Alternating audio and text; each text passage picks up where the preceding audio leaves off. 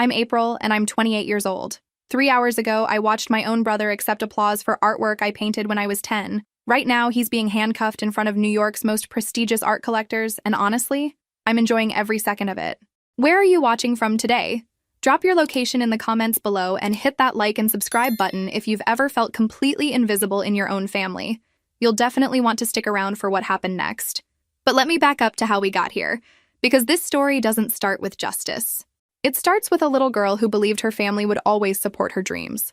I was 7 when I painted my first real picture. Not the finger painting chaos most kids make, but an actual landscape of our backyard maple tree in autumn.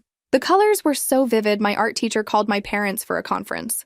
April has exceptional talent, Mrs. Rodriguez told them, holding up my painting. You should consider nurturing this gift. My father glanced at the painting, then at his watch. She's just copying what she sees. Kids do that. My mother nodded, already distracted by my older brother Marcus's soccer trophy sitting on the kitchen counter. The painting went into a drawer, forgotten. Marcus and my younger brother Derek were the golden boys.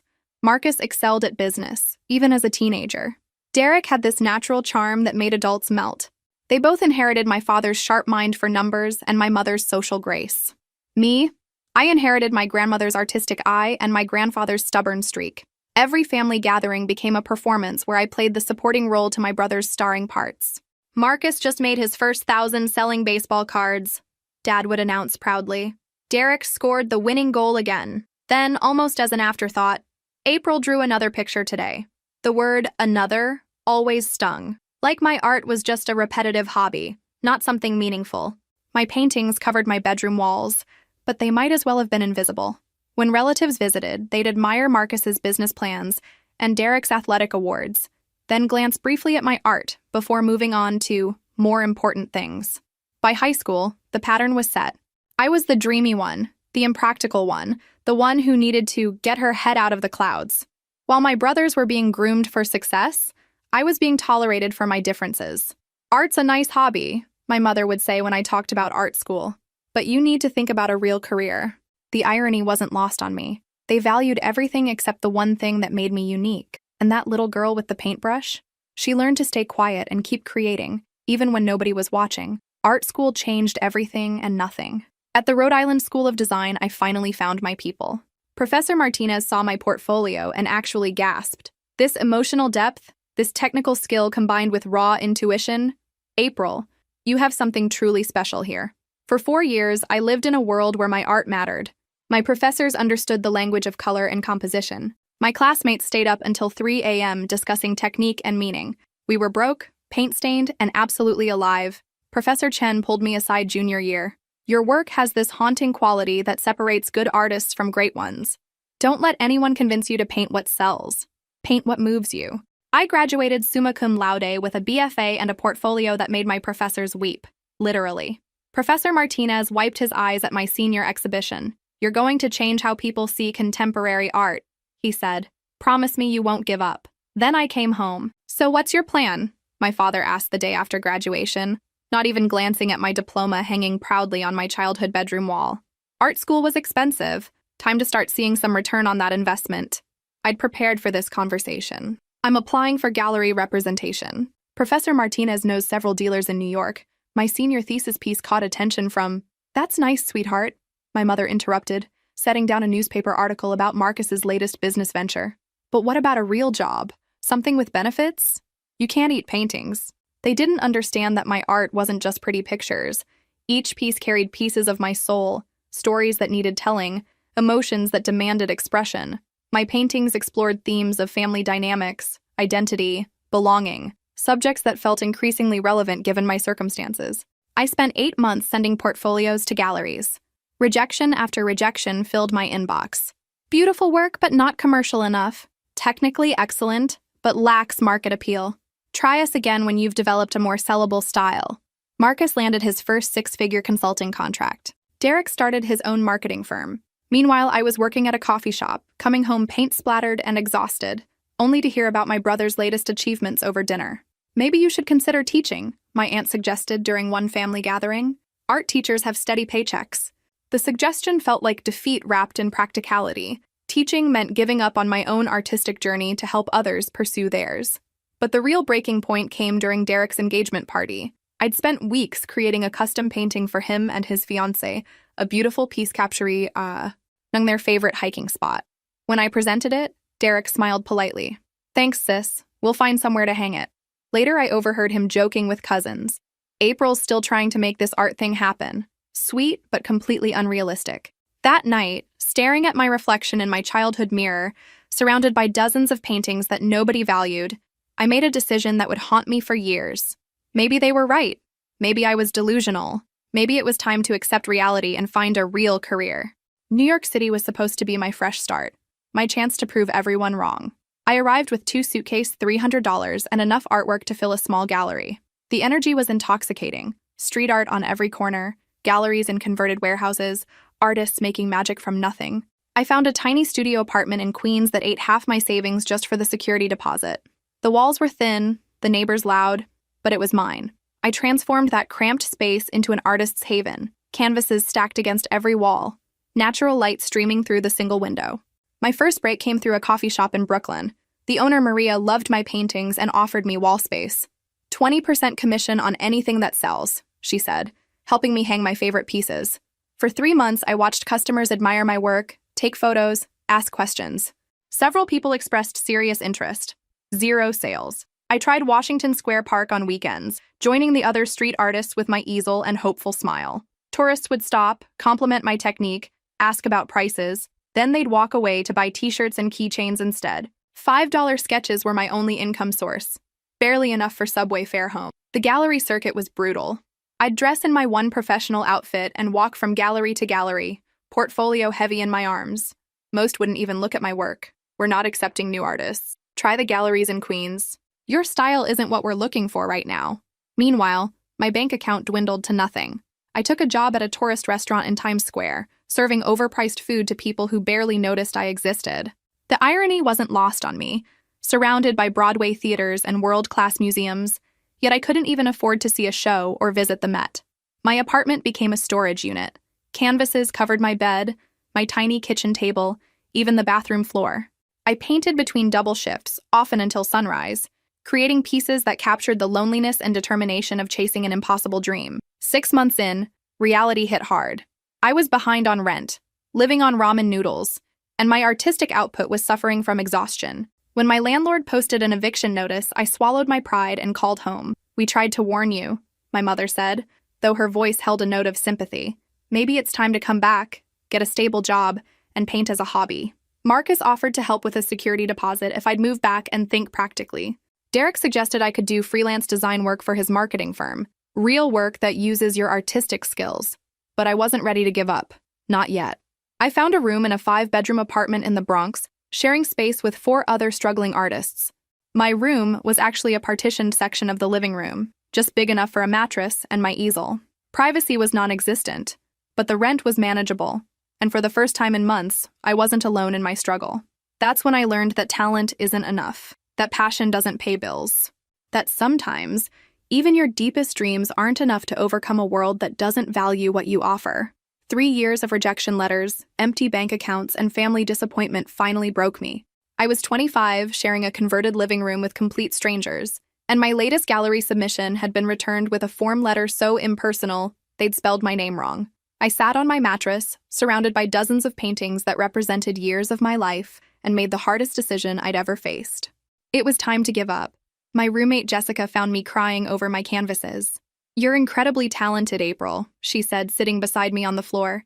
"But maybe it's time to think about Plan B. Plan B. The phrase my family had been pushing since art school graduation. I packed my paintings into storage, keeping only a few small pieces that could fit in the corner of my tiny space. Each canvas that went into that storage unit felt like burying a piece of my soul. But I couldn't keep living like this. Constantly broke, constantly rejected, constantly disappointing the people who claimed to love me. The job search was humbling in a different way. My BFA meant nothing to most employers. My years of artistic pursuit translated to unreliable dreamer on most applications. Finally, I found work with Premier Catering Services, a high-end company that served New York's elite events. The uniform was crisp, black and white, the pay was decent, and the tips could be surprisingly good. More importantly, it required no emotional investment. I could serve champagne and canapes, collect my paycheck, and save money for my real plan. Getting enough financial stability to train for a practical career. My first event was a corporate party in a midtown high-rise. Watching successful people network and celebrate achievements they valued made me feel invisible in a completely different way. But invisible felt safer than vulnerable. Nobody expected creativity from a server. Nobody critiqued my life choices or suggested I was wasting my potential. The work was physically demanding, but mentally freeing. I'd serve hundreds of people each week. Lawyers, doctors, business people, socialites. Their conversations about stock portfolios and vacation homes reminded me of my brother's dinner table discussion. These were the people my family expected me to become. At home, my remaining art supplies gathered dust. Sometimes I'd catch myself sketching on napkins during breaks, but I'd quickly throw them away. That part of my life was over. I was 28 years old, and it was time to be practical. My family was relieved when I called to tell them about my steady job. Finally, my father said, a reliable paycheck. Now you can start building a real future. Marcus offered to help me research night school programs for business or accounting. Derek suggested I could work my way up in the catering industry. Restaurant management could be perfect for you. For the first time in years, my family approved of my choices. It should have felt good. Instead, it felt like dying a slow death. But at least I wasn't disappointing anyone anymore. At least I could pay my bills and sleep on a schedule and live like a normal person. The plan was simple. Work for 2 years, save every penny possible, get my own apartment, then figure out a practical career path that didn't involve paintbrushes or impossible dreams. Just 2 years of serving other people's celebrations before I could start my real, sensible life. What I didn't know was that in 3 months, I'd be serving champagne at an event that would change everything. Premier Catering kept me busy with 3 events per week, sometimes more during wedding season. I developed a routine: black slacks pressed, white shirt spotless, hair pulled back in the regulation bun. Smile politely, serve efficiently, collect tips, go home, repeat. The Whitman Gallery event on Friday night seemed like any other high-end affair. Art auctions always attracted New York's cultural elite, the kind of people who bought paintings for investment portfolios rather than emotional connection. I'd served similar events before, watching wealthy collectors bid casually on pieces worth more than most people's annual salaries. But something felt different as I arranged champagne glasses on silver trays. Maybe it was the energy in the room, or maybe I was finally starting to heal from my artistic disappointment. For the first time in months, I found myself actually looking at the artwork instead of just moving efficiently between guests. The gallery was stunning. White walls, dramatic lighting, pieces arranged to create visual conversations across the space. As I worked, I caught glimpses of paintings that stirred something dormant inside me. Bold brushstrokes, unexpected color combinations, emotional rawness that spoke to my artist's eye. "Excuse me, miss." A woman in pearls gestured to my tray. "Could I get a refill?" I poured her champagne, professional smile in place, but my attention kept drifting to the art. These weren't the safe, commercial pieces I'd seen at other gallery events. These had soul. The auction was scheduled for 8 o'clock. By 7:30, the gallery buzzed with anticipation. I circulated through the crowd, refilling glasses and clearing plates, half listening to conversations about artistic value and investment potential. These people spoke about art like stock prices. Cold, calculating, purely transactional. Then I saw it. At first, it was just a flash of familiar color from across the room, but as I moved closer, carrying a tray of canapés, my steps slowed. The painting was positioned prominently near the auction podium, dramatically lit, with a starting bid placard that made my stomach clench. $830,000. The composition stopped me cold. A landscape with a twisted oak tree dominating the foreground, autumn leaves scattered beneath its branches. The brushstrokes were loose but confident, the color palette warm but melancholy. Every detail was exactly as I remembered, because I had painted it. I was 10 years old, sitting in the backyard of a rental cabin during our family vacation to Vermont. My parents were inside arguing about dinner reservations while my brothers played video games. I'd found old art supplies in the cabin's closet and spent the entire afternoon capturing the massive oak tree that had fascinated me all week. My hands began to shake as I stared at my own work, now mounted in an expensive frame with professional lighting. The signature in the bottom right corner made my blood run cold. M. Richardson, 2019. Marcus Richardson. My brother had signed my childhood painting and was presenting it as his own work. I glanced around the gallery, searching for his face among the crowd of collectors and critics. There, near the bar, wearing an expensive suit I'd never seen before, laughing with a stunning blonde woman who looked like she'd stepped off a magazine cover. Marcus, who had mocked my artistic dreams for years, was now literally profiting from my creativity, The irony was so brutal it almost made me laugh. While I was serving champagne to pay rent on a shared living space, my brother was selling my art to these same people for nearly $1 million. This was about to get very interesting. I stood frozen with my tray of canapes, watching Marcus charm the crowd like he belonged here. The blonde at his side, model thin diamond earrings, designer dress, gazed at him adoringly while he gestured toward his painting, my painting. The inspiration came during a particularly difficult period, I heard him saying to a small group of collectors. His voice carried that practiced confidence he'd perfected in business presentations. Art has always been my way of processing complex emotions. My way of processing complex emotions. I was 10 years old, trying to escape family tension by painting what I saw. Marcus had been 15, too cool to acknowledge my existence, let alone my art. I forced myself to keep moving, serving guests while my mind raced. How many other paintings had he taken from the storage container at our parents' house? How long had he been stealing my work? And more importantly, what was I going to do about it? The auction would begin in 20 minutes. The gallery owner, a distinguished man in his 60s, was testing the microphone and reviewing his notes. Several serious bidders had already examined my painting closely, discussing its emerging market value and investment potential. I needed proof. My phone was in the staff break room, but I couldn't leave my post without permission. Think, April. Think like the artist you used to be, not like the server you've become. Then I remembered. My signature technique. Even at 10 years old, I'd had a habit of signing my initials on the back of canvases, usually in the bottom left corner where the frame would hide them. It was something my art teacher had taught us. Always mark your work, even if nobody else sees it. I watched Marcus lean down to whisper something in his companion's ear, making her laugh. The casual intimacy of the gesture infuriated me. Here was my brother, stealing credit for my creativity, while I served drinks to the people who would soon be bidding on my childhood dreams. But I had an advantage he didn't expect. I was invisible. In my server uniform, moving efficiently through the crowd, I was just part of the background. These people looked through me, not at me. And Marcus? He hadn't even noticed I was there. The gallery owner approached the podium, adjusting his tie. Ladies and gentlemen, if you could please find your seats, we'll begin this evening's auction momentarily.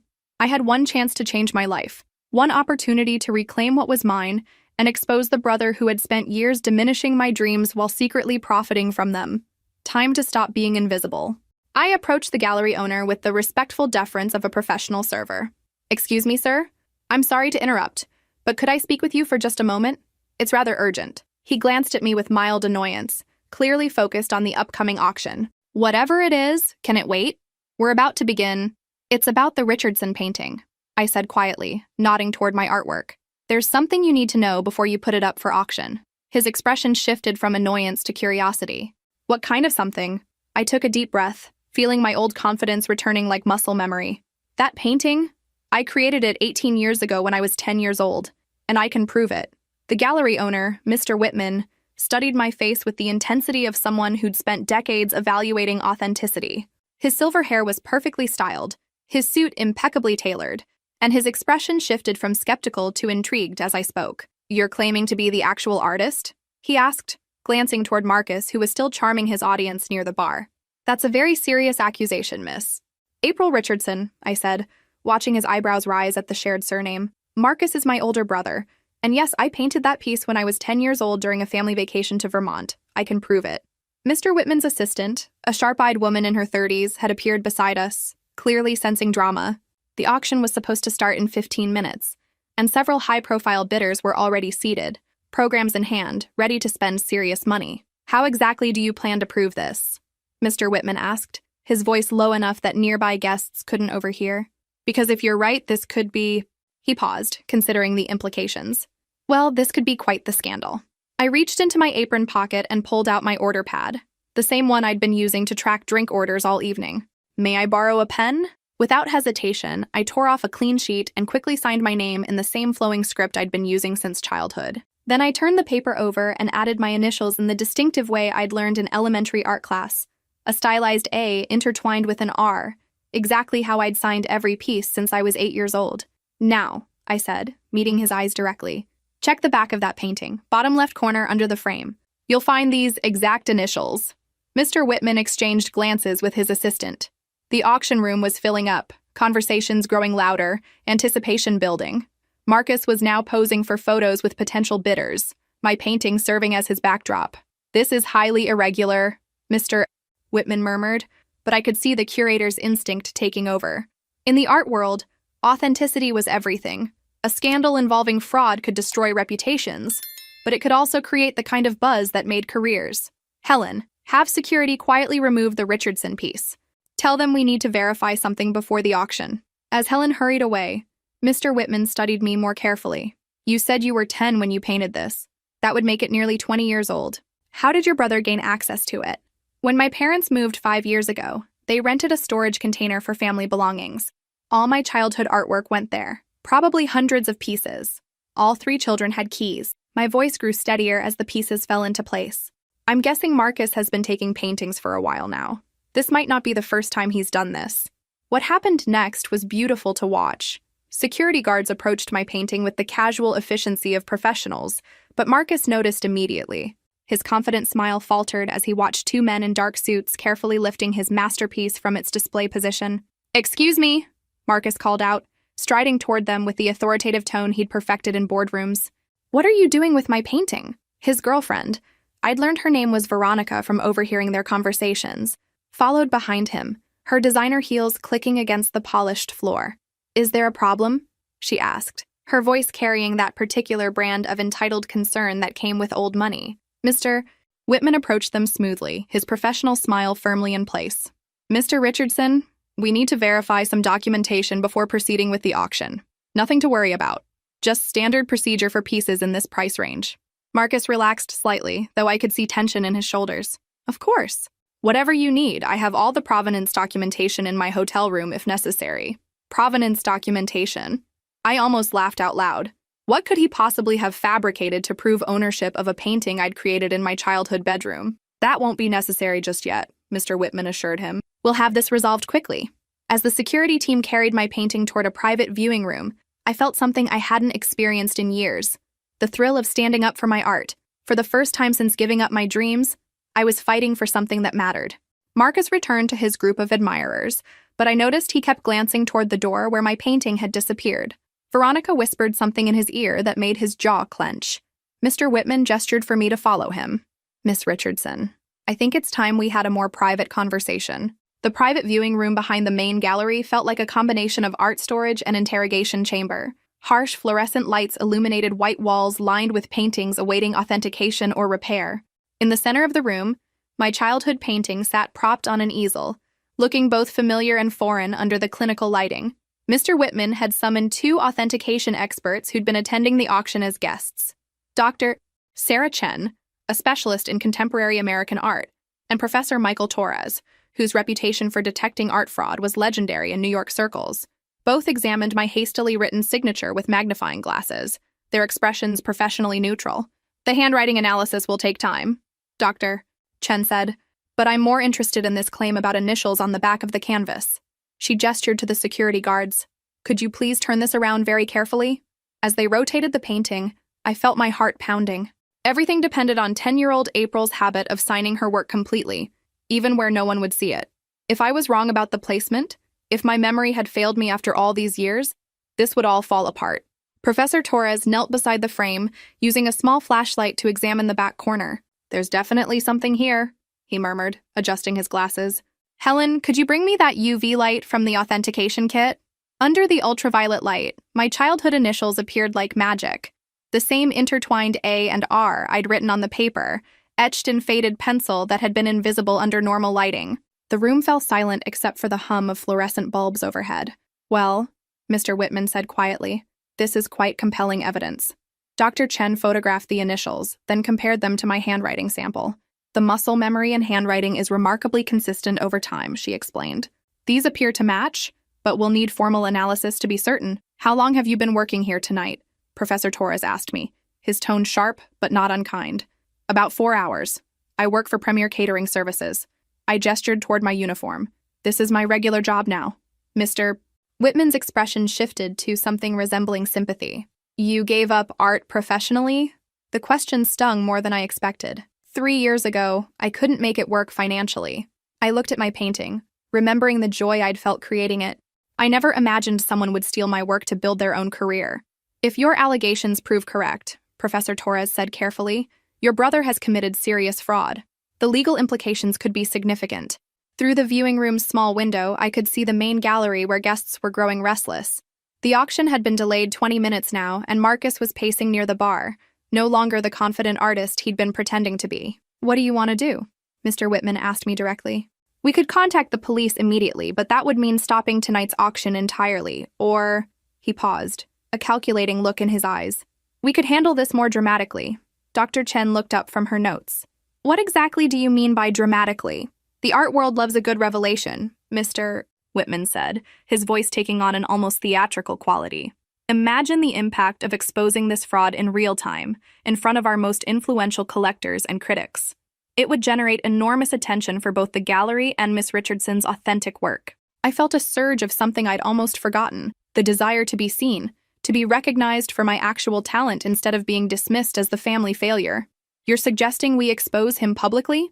"I'm suggesting we give you the recognition you've been denied," Mr. Whitman replied, "but the decision is entirely yours." Professor Torres frowned. "That seems unnecessarily theatrical. The proper authorities should handle this." "The proper authorities will handle it," Mr. Whitman assured him. "But first, we could give this young woman her moment. When was the last time you saw your art properly displayed, Miss Richardson?" The answer was never.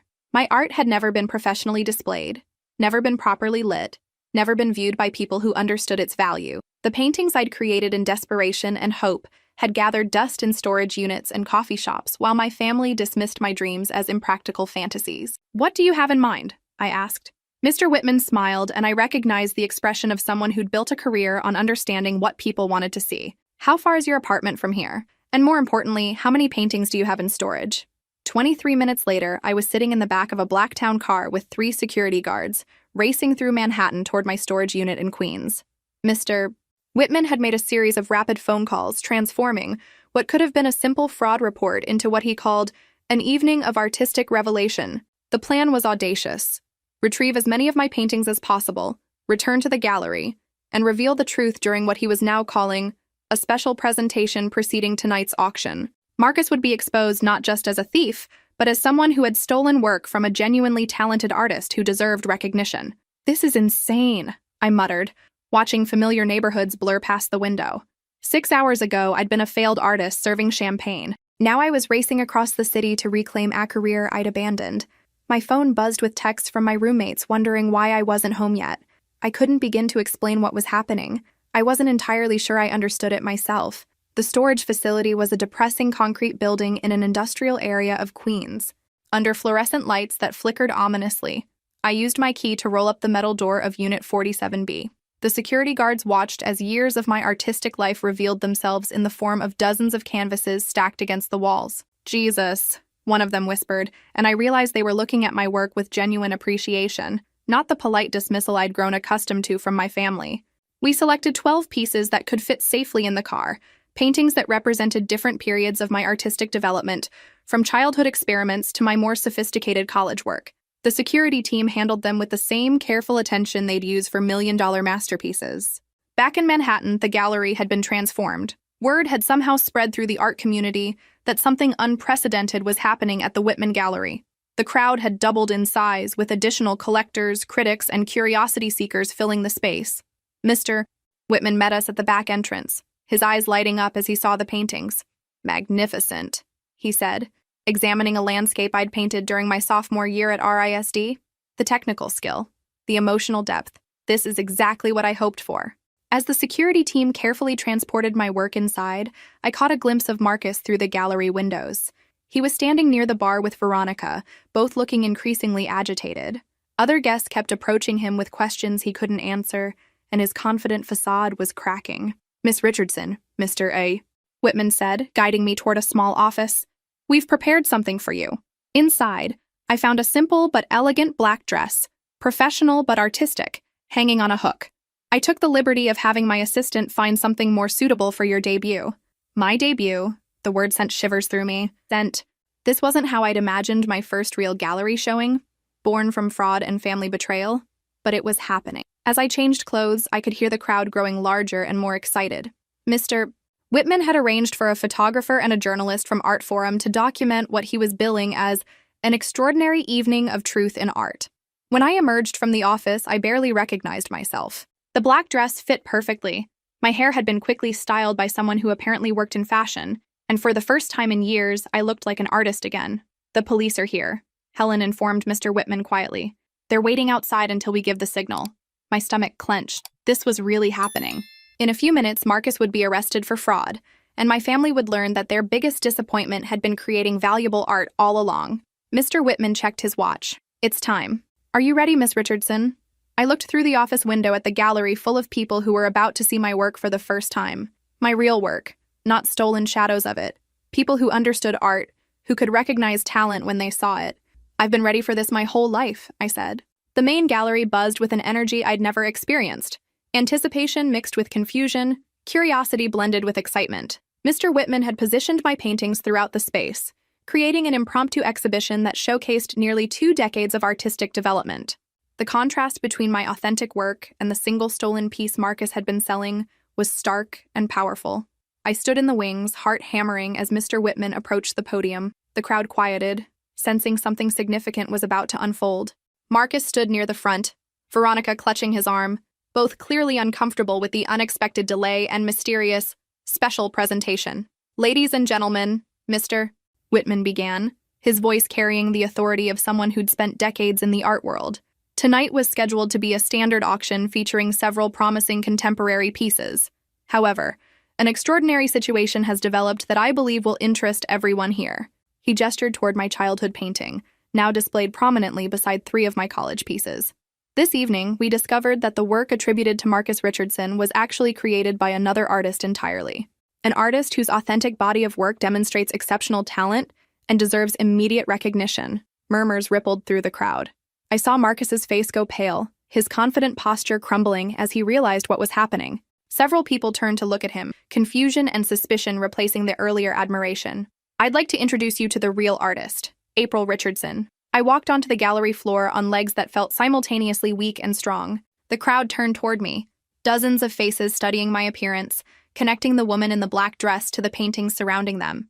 "Miss Richardson created her first piece at age 7, Mr. Whitman continued, and has been developing her unique voice ever since. What you see here represents just a small sample of nearly 20 years of artistic evolution." Dr. Chen stepped forward, holding the authentication report. "We've verified that the initials on the back of the original piece match Miss Richardson's handwriting. Furthermore, the painting technique and artistic development evident in her body of work clearly demonstrates authorship." The gallery fell silent except for the soft click of the photographer documenting everything. I found my voice, surprised by its steadiness. "3 years ago, I gave up on my artistic dreams," I said, looking directly at Marcus, who seemed frozen in place. "I was told repeatedly that art wasn't a real career, that I needed to be practical, that I was wasting my time and talent on impossible dreams." My gaze swept across the crowd. Collectors who'd spent millions on art, critics who shaped careers, gallery owners who could make or break an artist's future. What I never imagined was that while I was struggling to survive as a server, someone would be stealing my work and claiming credit for my creativity. Marcus finally found his voice. "This is ridiculous," he said, but his words lacked conviction. "She's obviously trying to sabotage my career out of jealousy." Professor Torres stepped forward with photocopies of the authentication evidence. "Mr. Richardson, we have documented proof that this work was created by your sister. Would you care to explain how you came to possess it?" The room held its collective breath. Marcus looked around desperately, realizing he was surrounded by people who could end his fraudulent art career with a single phone call. Veronica had already taken several steps away from him, clearly calculating her exit strategy. We shared art supplies as children," Marcus stammered. "It's possible there was some confusion about who created what." 18 years of confusion?" I asked, my voice growing stronger. "Because this isn't the only painting you've taken from our family's storage container, Mr. Whitman nodded to Helen, who gestured toward the entrance. 2 police officers in plain clothes entered the gallery, moving purposefully through the crowd toward Marcus. The transformation in the room was immediate and electric. This wasn't just an art authentication. It was a live revelation of fraud being exposed in real time. Phones appeared as guests began documenting what they realized was an historic moment in the art world. "Marcus Richardson," one officer said calmly, "you're under arrest for art fraud and theft of intellectual property." As handcuffs clicked around my brother's wrists, I felt a complex mixture of satisfaction and sadness. This was justice, but it was also the final destruction of what little family connection we'd maintained. The crowd watched in stunned silence as Marcus was led away, Veronica following behind the officers, likely to arrange legal representation. The dramatic scene would be talked about in art circles for years, but something else was happening that meant more than justice or revenge. People were looking at my paintings with the attention I'd craved my entire life. I heard phrases like exceptional technique and remarkable emotional depth and genuine artistic vision. For the first time in my life, my art was being seen. As the police car disappeared into Manhattan traffic with Marcus inside, the gallery erupted in conversations I'd dreamed of hearing my entire life. Collectors examined my paintings with magnifying glasses, critics took detailed notes, and gallery owners whispered to their assistants about exceptional emerging talent and investment potential. Mr. Whitman approached me with a group of serious-looking individuals. "April, I'd like you to meet some people." The introductions blurred together. Directors from major galleries, art consultants, collectors whose names I'd only read in magazines. Each handshake felt surreal. "Your technique is extraordinary for someone without formal representation," said Margaret Hartwell, whose gallery in Chelsea had rejected my portfolio 3 years earlier. She didn't recognize me, but she was now examining my college paintings with the intensity of someone discovering hidden treasure. "The emotional complexity in these pieces," added David Kim, a collector known for his contemporary acquisitions. "It reminds me of early Diebenkorn, but with a completely original voice." Original voice. The phrase I'd longed to hear since art school was now being applied to my work by people whose opinions could transform careers overnight. Dr. Chen appeared beside me with her phone. "April, I have someone on the line who wants to speak with you. Catherine Morrison from Art Forum." I took the phone with trembling hands. Catherine Morrison was one of the most influential art critics in the country. Her reviews could make or destroy artistic reputations.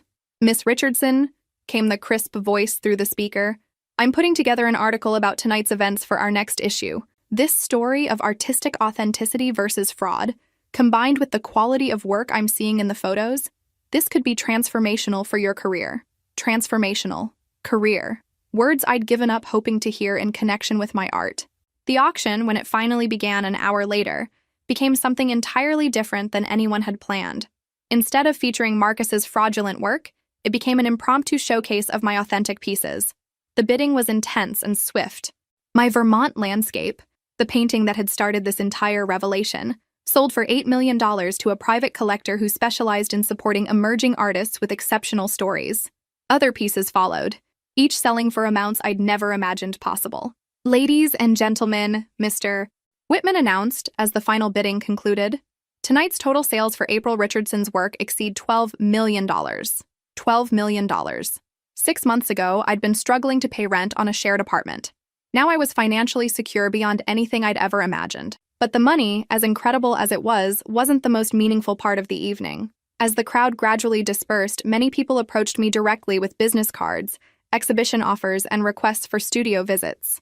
"I'd like to discuss representation," said Elena Vasquez, whose gallery represented some of the most successful contemporary artists in New York. "Your work deserves a much larger platform. We're planning a group show focusing on artists who challenge conventional narratives," added another gallery director. "Your story, your art, it would be perfect for our theme." My phone buzzed constantly with texts and missed calls from numbers I didn't recognize. Word was spreading through art world networks faster than I could process. Around midnight, as the gallery staff cleaned up, I found myself alone with my paintings for the first time in years. Really alone, without the weight of family judgment or financial desperation or the crushing disappointment of repeated rejection. I walked slowly from piece to piece, seeing them displayed properly for the first time. Under professional lighting, with adequate space and respectful presentation, my work looked like what it had always been, the product of genuine artistic vision and years of dedicated development. My phone rang. The caller ID showed my parents' number. "April?" My mother's voice sounded strange, shaky. "We just heard about Marcus, about the arrest. Is it true?" News traveled fast, even to Cedar Springs. I could imagine my parents sitting in their living room, trying to process that their biggest disappointment had just become more successful than both their golden boys combined. "It's true, Mom. He stole my painting and claimed it as his own work." A long pause. "But April, you gave up art years ago. You said you were being practical." "I gave up trying to make a living from art," I corrected. "I never stopped being an artist." Another pause, then my father's voice in the background asking questions I couldn't hear clearly. "Honey," my mother continued, "the news is saying your painting sold for millions of dollars tonight. That can't be right." "It's right, Mom. 12 million, total." The silence stretched so long I wondered if the call had dropped. Finally, my mother spoke in a whisper. "We had no idea you were that talented. Had no idea."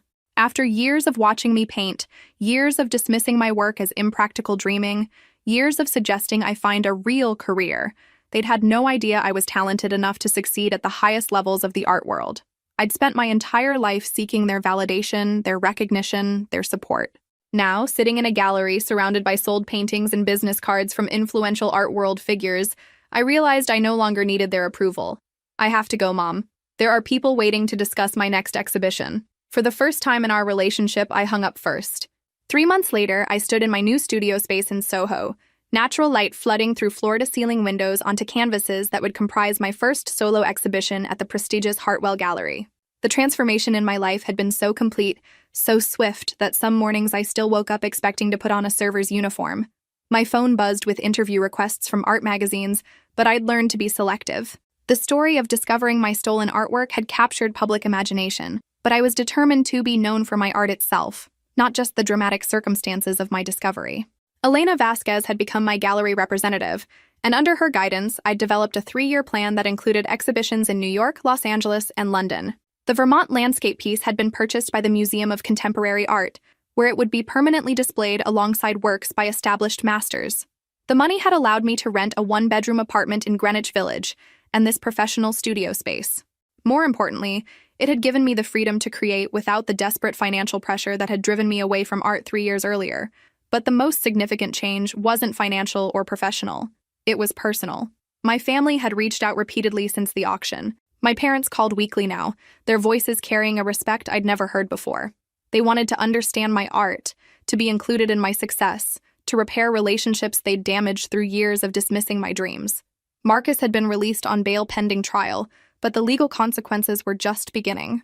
More importantly for his reputation, the art world was small and unforgiving. His name had become synonymous with fraud, effectively ending any possibility of a legitimate career in art or business.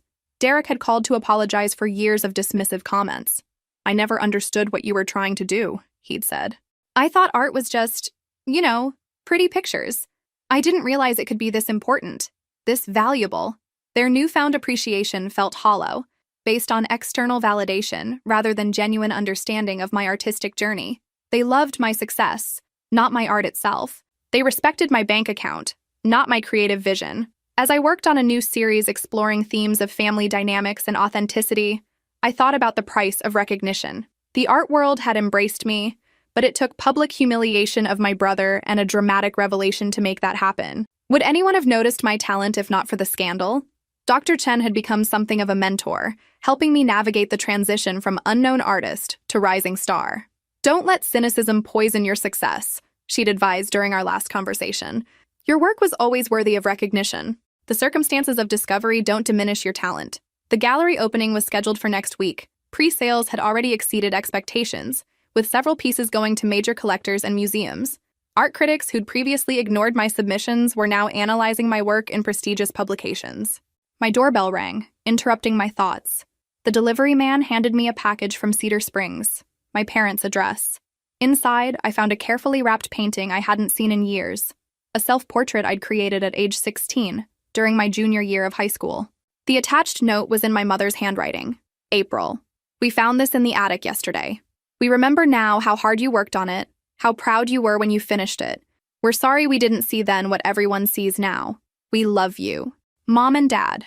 I propped the painting against my studio wall, studying the face of my teenage self. The technique was less sophisticated than my current work, but the artistic vision was already present. The desire to capture truth through color and composition, to reveal emotion through careful observation. That 16-year-old girl had believed in her talent even when nobody else did. She'd painted through family dismissal, financial pressure, and social expectations that suggested art wasn't a practical choice for someone like her. Looking at her now, I felt profound gratitude. She'd kept creating when creating seemed pointless. She'd maintained her artistic vision when everyone around her suggested she was wasting her time. Without her persistence, without her refusal to completely abandon her dreams even when she'd officially given up, there would have been no paintings for Marcus to steal, no body of work to authenticate, no artistic career to reclaim.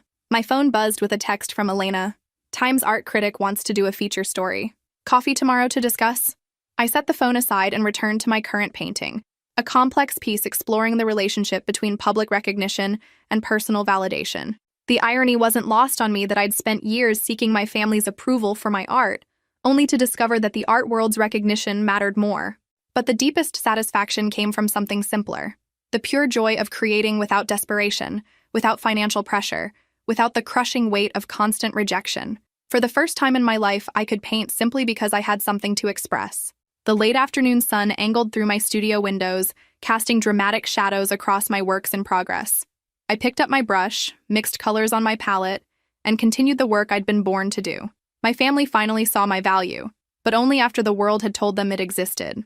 The art establishment had embraced me, but only after a scandal made my story impossible to ignore. None of that changed the fundamental truth: I was an artist. I always had been. And finally, after years of doubt and struggle and compromise, I was free to create on my own terms. If this story resonated with you, make sure to like and subscribe for more stories about finding your authentic voice despite family doubt and societal pressure. Sometimes our greatest talents are hidden in plain sight, waiting for the right moment to be revealed. The brushstroke I just completed captured exactly the emotion I'd been seeking. Outside, New York City hummed with energy and possibility. Inside my studio, surrounded by years of reclaimed dreams made manifest, I painted toward a future that belonged entirely to me.